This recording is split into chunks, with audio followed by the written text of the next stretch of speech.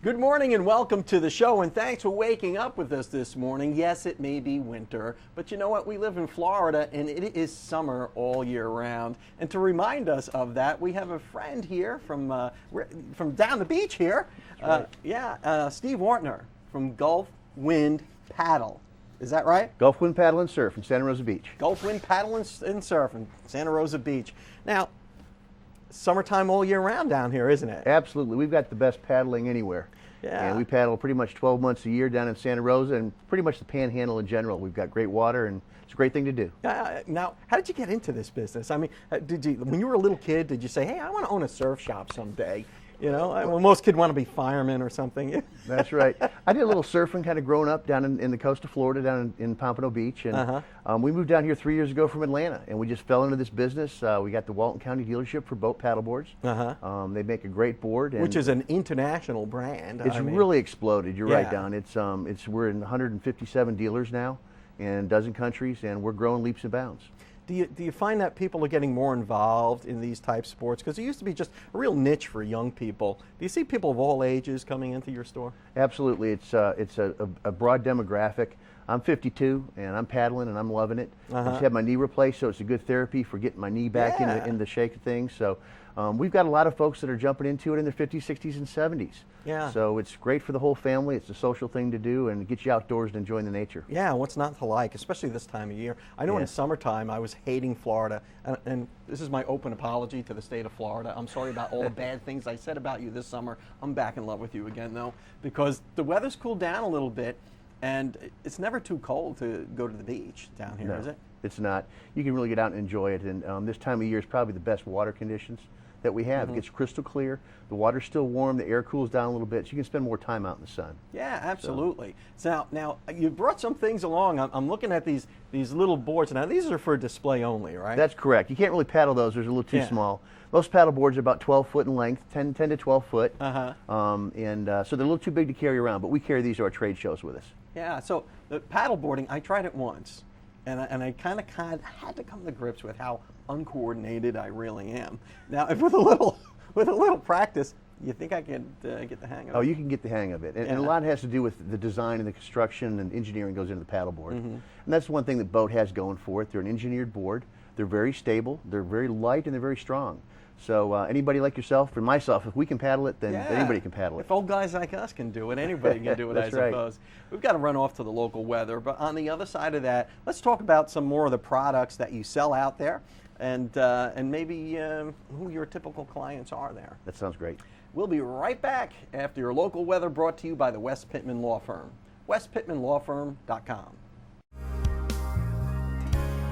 Welcome back to the show. I'm here with Steve Ortner from Gulf Wind Paddle and Surf from Santa Rosa Beach. Now, you know, we talked a little bit about the boards, and these are just for display only. And your typical paddle board is a pretty big affair. It's a pretty big deal. It's about 12 foot in length, the typical board.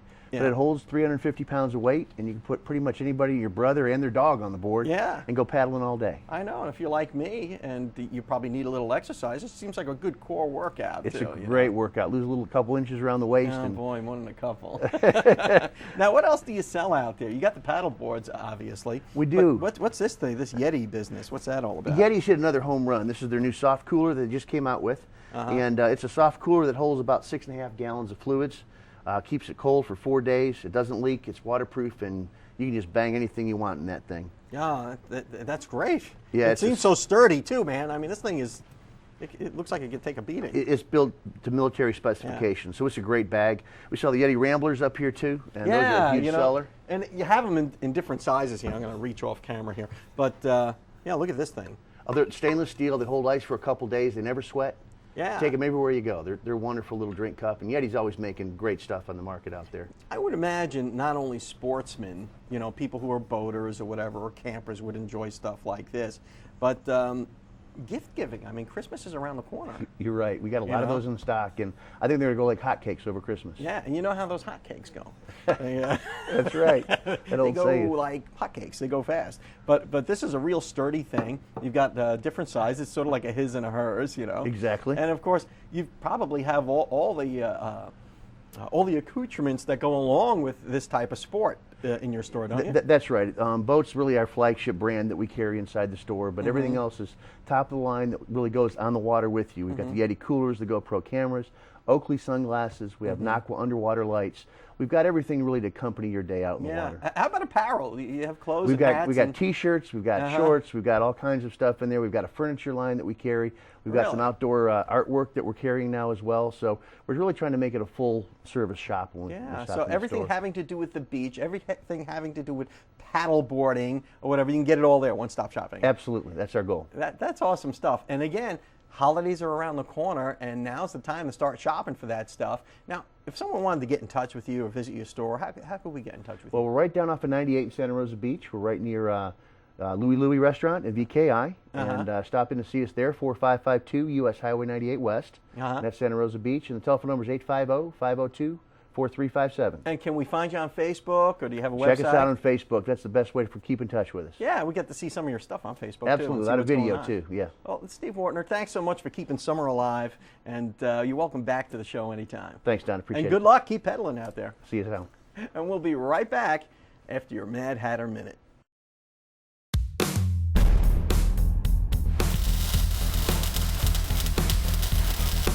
Hi, I'm David Lovett, and this is your Mad Hatter Minute. Almost all vehicles on the road today have a power braking system. The power brake system helps provide braking power so you don't have to do all the work with your legs and the brake pedal. The brakes themselves are applied at the wheel using hydraulic pressure. When we step on the brake pedal, we create pressure in the power booster that is multiplied by vacuum from the engine. The resultant pressure pushes brake fluid through the master cylinder into tubes and hoses that run to the brake at each wheel.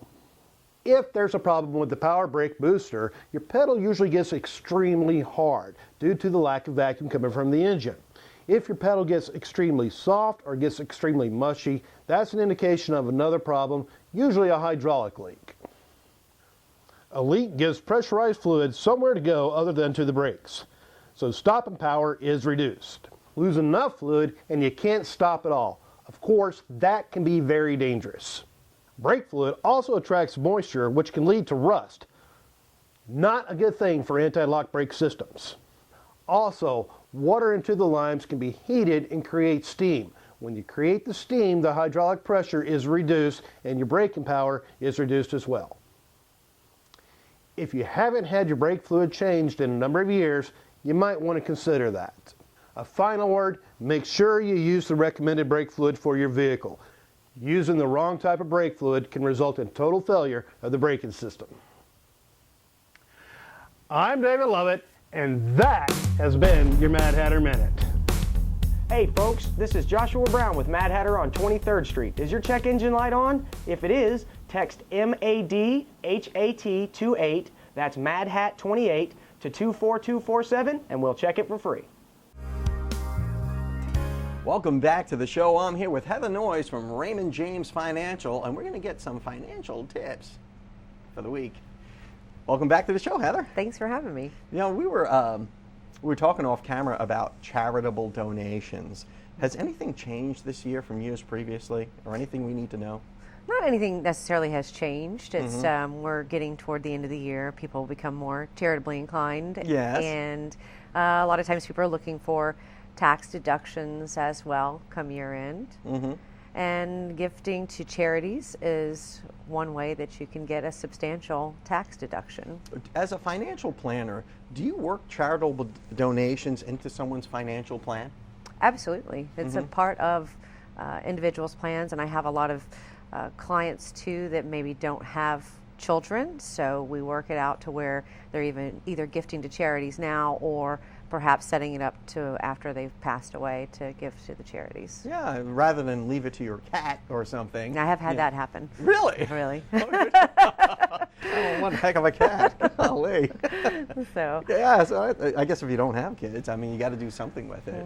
What are the advantages of charitable Well, the giving? biggest thing is you can give either cash or you can give securities. Or art or what have you, but typically we see cash or securities, so stocks or bonds.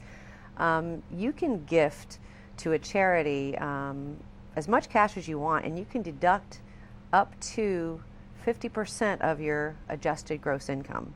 If you give away that much. Right. So if your AGI is 100 grand, you can gift cash of $50,000 and deduct $50,000 off of your income. Is there a threshold of charitable giving?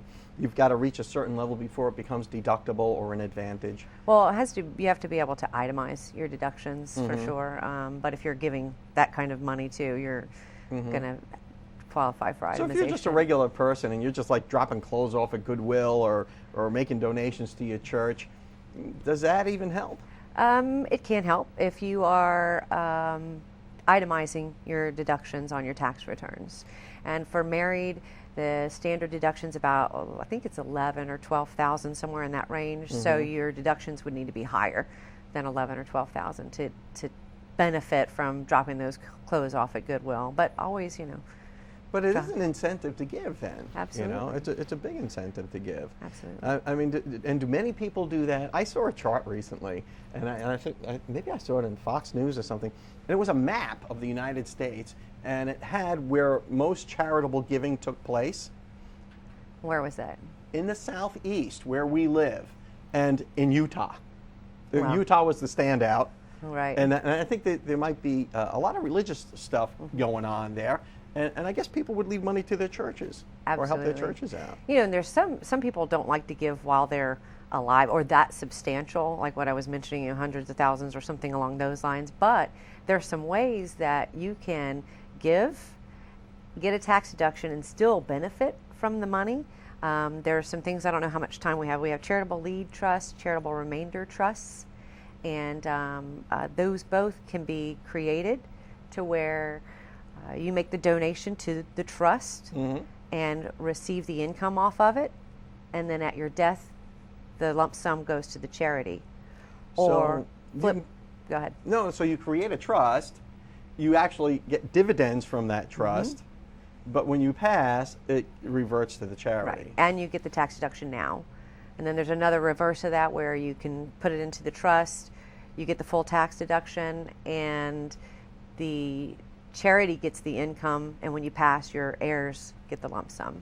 So if somebody watching this now wants to find out more about these charitable trusts and how they work, how do we get in touch with you? Give me a call at my office at 785-9614. Heather Noyes from Raymond James Financial, thanks so much for coming in here and telling us what advantage it really is to be charitable. And we'll be right back after these messages. Welcome back to the show. I have Hillary Hutchins, who is the Vice President of Kaleidoscope Theater, to tell us a little bit about the theater and an upcoming production that you may want to see. Hi, good morning. Welcome to the show. I am good to see so you. excited to be here. And we're excited you're here. I know, I'm always Because excited. we have crossed paths many times before. Of course, Yeah. yes, radio, television, all of it, it's fun. But I decided to volunteer basically full time. I left my job and now I volunteer at Kaleidoscope Theater. We are the oldest all-volunteer theater in the state of Florida. Well, I got to tell you, I highly recommend going to Kaleidoscope Theater. It is a very intimate setting. It seats how many people? 262. 262. And then after the production, you can go and meet the Yeah, actors we stand on stage. And it's so cool that, you actually get to see it. And it's really up close and personal. Well, this one will be a little more in your face. We're doing 2 one-acts coming up this weekend, and then the following we'll have 2 more weekends left. Friday night and Saturday nights at 7:30, and then Saturday is a 2 o'clock matinee, and we're doing Hecate Hill and the 1968 classic zombie movie, Night of the Living Dead. Oh boy, Night of the Living Dead. That was like the ultimate zombie movie, and that was before they even called them zombies, and they called them something else. Marauding ghouls. Marauding ghouls. Yes. What's cool about the movie is George Romero actually casted his friends, so nobody was paid until much later when the movie did really well. So that was just kind of a, B movie, totally Yeah. did not expect anything to come out of it, and now zombies are like the new hot thing, and looking back, and I watched the movie for the first time when I found out I was cast as Barbara, which is so the fantastic. heroine of the movie, pretty much. Who sits catatonic. I mean, this is literally like a couch like this is where I sit the whole show. It's great. And so, you know, for me, it's just this opportunity to play this iconic character, and I'm going to wear a blonde wig. My mother-in-law actually made a black and white version of Barbara's dress, identical to the dress, and I have the headband and the wig. And that's funny because, you know, Night of the Living Dead has kind of become a cult classic. It is. And it came out, what, 1968? 1968. It was kind of a breakthrough movie of its kind, and it was also banned in some countries. Because Ben was black and he slapped Barbara, so it was very, at the time, kind of edgy. But in our show, our Ben is white and our Tom is black. So we just decided to play. It really with doesn't matter bit. anymore. And yeah, no, it doesn't. But I mean, back in those days, and it was also banned because it was kind of gory too. Yeah, well, they ate limbs, and then Tom and Judy. I won't give any spoilers away, but not everybody survives the zombie apocalypse. Yeah. And some people get blown up. But the coolest thing about our director Barry Herzog is we call him the explosives king. So we have explosions on stage, we have crazy makeup, we have, you know, zombies coming in from everywhere, and then it is just amazing. People are just fascinated, particularly around this time of year, Halloween and all that stuff coming up, the fall time. People just, you know, it's getting darker earlier, you know, all that spooky stuff is very appealing, and zombies, for some reason, figure prominently into that nowadays. Now we're doing 2 one-acts. Hecate Hill is our first, and this was actually, it's a newer play. It was written in 2007 by Bill Fountain, and it takes place in Oklahoma.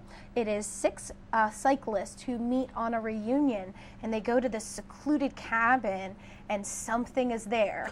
Oof. Spoiler alert, all right. Sasquatch. Spoiler alert, we got to run off to a break. So you got to hang in there to find what happens to these cyclers out in Oklahoma after these messages, and we'll be right back. Welcome back to the show. I'm here with Hillary Hutchins from Kaleidoscope Theater, and we're talking about all the spooky kind of stuff that's going to be going on there soon. And we got Hecate Hill. Hecate Hill is we're doing 2 one-acts, Hecate Hill, and then Intermission, and then Night of the Living Dead. Now, Hecate Hill, like I said, was written in 2007, and it's basically these cyclists, and they meet for a reunion, and something happens. Weird stuff happens. Right, and so Sasquatch, and you'll see that all they have is radio communications, and then things start going wrong, and they think it's a big joke, and then you'll find out at the end that it's not a joke. Ooh, spooky. So that one is kind of so that's the first act, is Hecate right, Hill. absolutely. And then you've got Night of the Living Dead. And then all the zombies come out and the apocalypse happens. That ought to be a lot of fun. It sounds like a fun night. We decided to do it around Halloween because, I mean, it just made sense for us. Of course, yeah. And we have so much fun, and the makeup is amazing. And the coolest thing for me is my daughter is 6, and she doesn't read. She's only, I mean, she does, but not very well. She's in the 1st grade. Okay. So this was a great opportunity for some of us with younger children to have our kids in the zombie horde. You know, they all come out. Like my daughter has this creepy little dress on, and she's 6, and she's carrying. I do that No, sometimes. no, she's got like this little doll that my mother-in-law made. It's like this creepy rag doll, and she makes faces like these. And my daughter is literally. So it's not real super scary. I mean, you could take a kid to see this play. Yeah, then, right? I would. Yeah. I would probably recommend maybe 8 and over. Sure. Because we do have blood packs. People do get shot on stage. We have guns that.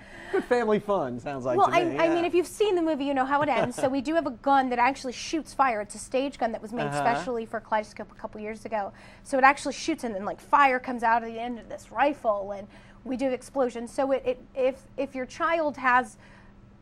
It would depend on the child. Yeah, all right, but not for little kids. No, I would not bring a 3-year-old. No, of course not. But you can bring, you know, middle school kids. They'd enjoy it, right? High schoolers, of course, would enjoy it as well. And us big kids, too, would really get a kick out of it. To me, if they can handle the JC's Haunted House, this is nothing. This is nothing compared to that. I mean, I'm in this show, and I probably couldn't walk through the JC's Haunted House. Okay, so it's fun zombie stuff. It's fun zombie stuff. No, nobody's. It's the makeup is pretty elaborate.